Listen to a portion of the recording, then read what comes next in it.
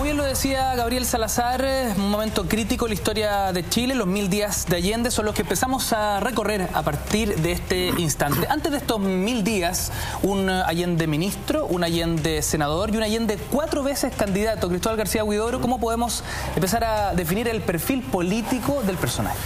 Bueno, Allende va a tener una carrera súper dilatada en la historia política de nuestro país, por lo menos desde el año 38 en adelante. El gobierno de Pedro Aguirre Cerda, que fue electo precisamente ese año, lo convoca como ministro de Salubridad.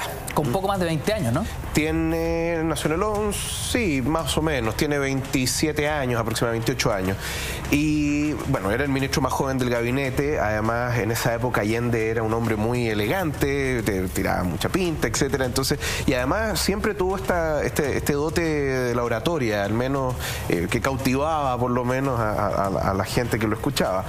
Después Allende va a ser diputado. ¿Ya?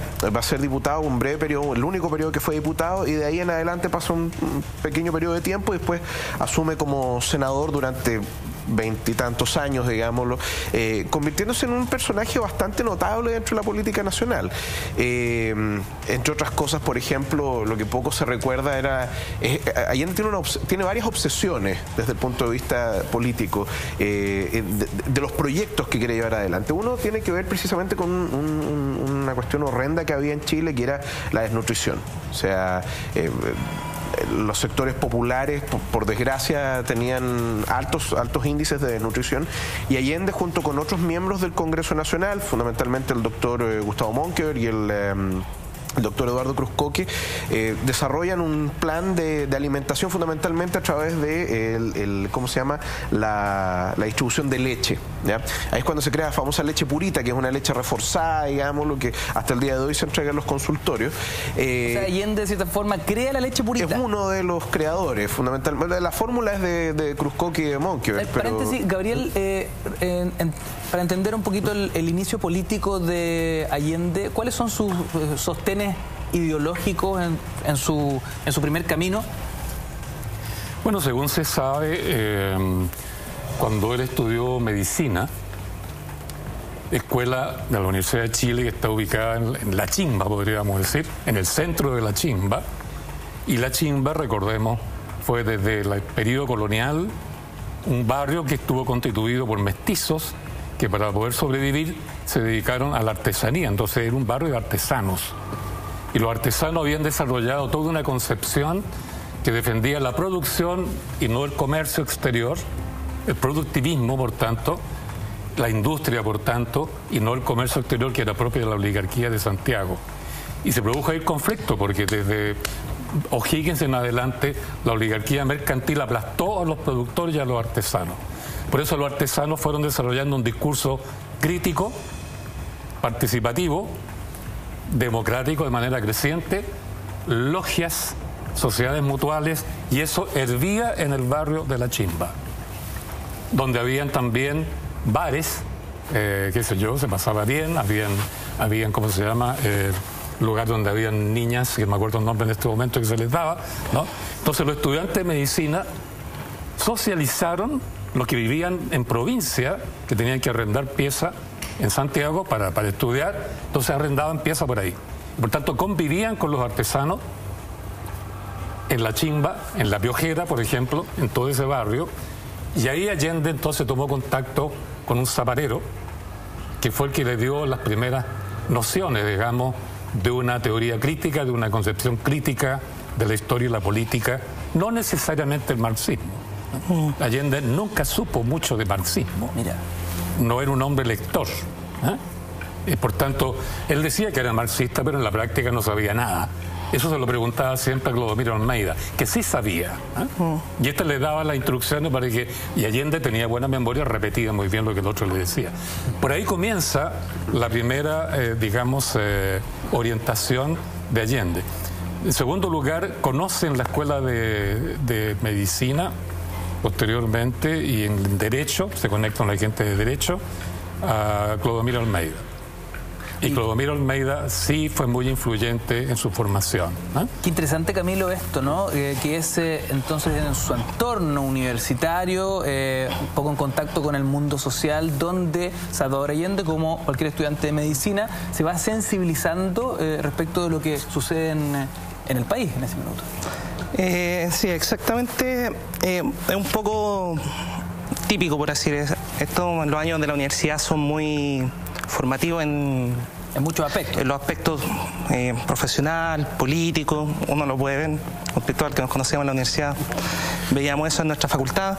Sí, y ahí rescato lo que señala don Gabriel respecto de que el socialismo de Salvador Allende es un poco más de sentimiento, más empírico, de esta idea, de la experiencia, de lo que él pudo haber compartido con la gente de la chimba. Y yo creo que eso a la larga va a jugar un rol muy fundamental en lo que va a ser la radicalización ya a partir del año 65, con la toma del camino revolucionario por parte del Partido Socialista, y que durante la Unidad Popular se va a convertir en una de las principales tensiones entre este Allende que es por así decirlo, más socialdemócrata, y con las facciones de la Unidad Popular que eran mucho más ideológicas, más doctrinarias. Eduardo, yo me pregunto en qué minuto se le mete en la cabeza a Salvador Allende la idea de convertirse en presidente de Chile. Idea y convicción que lo va a llevar a presentarse 4 veces.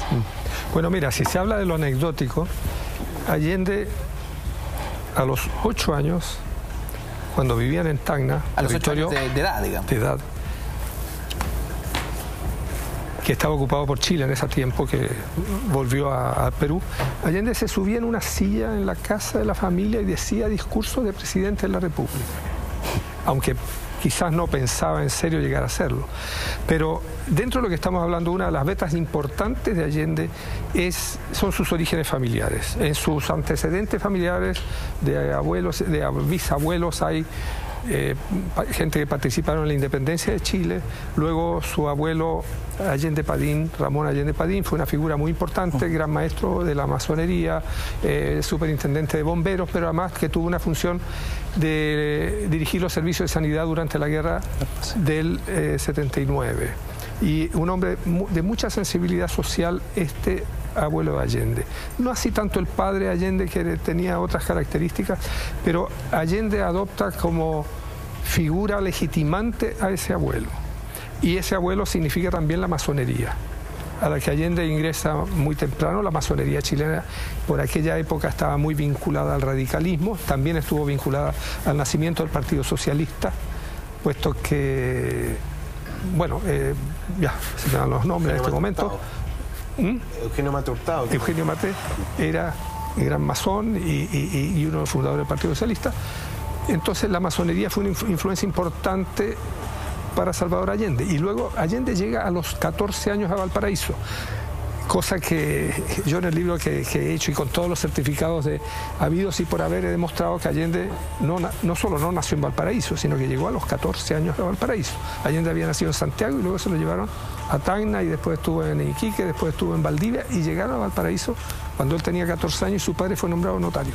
Pues allí Allende entra al Liceo de Hombres de Valparaíso, que ahora se llama Eduardo Labarra, y allí tiene compañeros, como en los liceos, en la escuela fiscal en Chile, que son obreros o hijos de profesionales o lo que sea. Mientras su familia, que vivía en Viña, porque él vivía en Viña, e iba a clase de Valparaíso, está relacionada con la parte más aristocrática, social.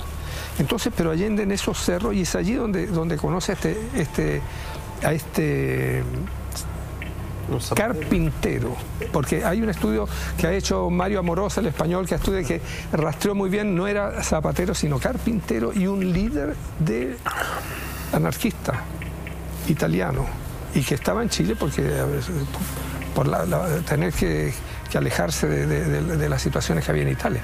Y este hombre fue el que le abrió a Allende la visión hacia la cuestión social, como se Ahora, decía. claro, independiente del oficio, época. ese personaje entonces es clave en la biografía de Allende. Allende por lo menos lo dice siempre. Carpintero, zapatero, nunca hubiésemos conocido un Allende como la historia lo define. Claro, Allende, él, en sus discursos y en algunos momentos de su vida, siempre habló de su abuelo, Ramón Allende Padín, y de Marquis. Pero también fue importante el grupo de jóvenes estudiantes e intelectuales que formó el grupo Avance, a fines de los años 20, un poquito antes de los 30. ¿Qué grupo era ese, don Gabriel? Que es un grupo que en el fondo es un grupo que se formó de alguna manera en el movimiento social que dirigió Recabarren, que era un movimiento que buscaba un socialismo no de Estado, sino digamos un socialismo social que emanara del mismo movimiento popular, que era el discurso de Recabarren, ¿no? Ese grupo quedó frustrado después que la constituyente popular fue ignorada por Alessandri y después que se dictó la constitución del 25, que era exactamente lo contrario de lo que quería el movimiento popular, Recabarren y la Asamblea Constituyente Popular. Entonces ese grupo posteriormente, los que quedaron de alguna manera dispersos de ese movimiento, se reúnen y comienzan a reflexionar y forman un grupo de estudio, de análisis, que fue el grupo Avance, que sacó una revista. De ese grupo formó parte Allende. Yo creo que de ahí obtiene la mayor parte, digámoslo así, de la cultura política, teórica, para orientarse hacia un movimiento socialista que partió siendo de base.